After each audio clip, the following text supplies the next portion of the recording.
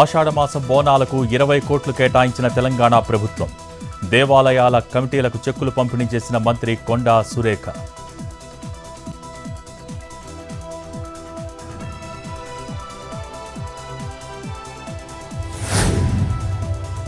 రెండు తెలుగు రాష్ట్రాల సీఎంల భేటీపై మంత్రి సత్యకుమార్ కీలక వ్యాఖ్యలు. అశాస్త్రీయంగా, అన్యాయంగా కాంగ్రెస్ రాష్ట్ర విభజన చేసింది. కేసీఆర్, జగన్ రెండు రాష్ట్రాల మధ్య విద్వేషాలు రగిల్చారు.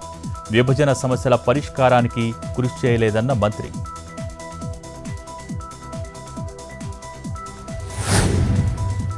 ఇరు రాష్ట్రాల సీఎంలు విభజన హామీలపై సామరస్యంగా చర్చించుకోవాలి. చర్చల ద్వారానే సమస్యలు పరిష్కారం అవుతాయన్న బీజేపీ ఎంపీ లక్ష్మణ్.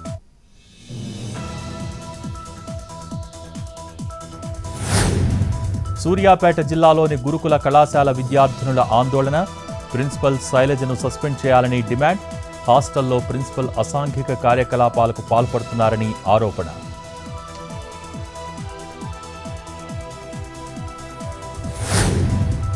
కొమరంభీం జిల్లా దహేగాంలో వినూత్నంగా వ్యవసాయం. కూలీల ఖర్చు భరించలేక బైక్ ఉపయోగించి కలుపు తీస్తున్న రైతు.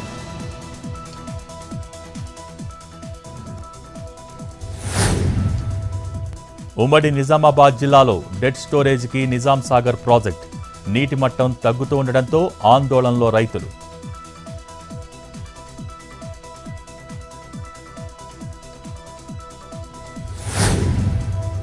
కామారెడ్డి జిల్లా నసూర్లాబాద్లో విద్యార్థి తండ్రిపై టీచర్ భర్త దాడి. బొమ్మందేవుపల్లి ప్రైమరీ స్కూల్లో 3 పిల్లల్ని చదివిస్తున్న సుందర్ ట్యూషన్ ఫీ పేరుతో 4,500 చెల్లించాలని అడిగిన టీచర్ పుష్ప. ఉన్నతాధికారులకు ఫిర్యాదు చేసిన తండ్రి. కోపంతో దాడి చేసిన టీచర్ భర్త.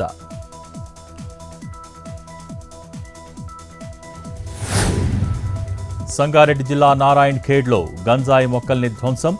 గంజాయి మొక్కల్ని పెంచుతున్న యూపీకి చెందిన నవీన్, సంతోష్. క్రషర్ వద్ద ఉన్న 16 మొక్కల్ని ధ్వంసం చేసి 2 అరెస్ట్ చేసిన పోలీసులు.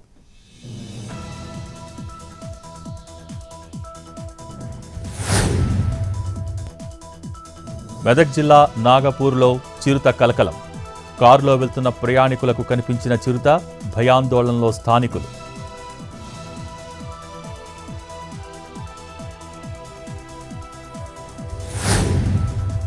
తిరుమలలో 18 కంపార్ట్మెంట్లలో వేచి ఉన్న భక్తులు.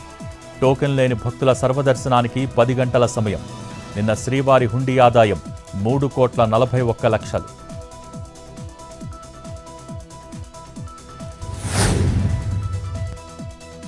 గుజరాత్ అహ్మదాబాద్లో బజరంగ్ దళ్ నిరసన. రాహుల్ గాంధీ గుజరాత్ పర్యటనపై ఆందోళన.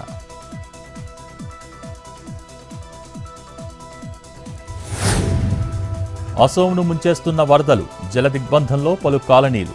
పునరావాస కేంద్రాలకు తరలి వెళ్తున్న స్థానికులు.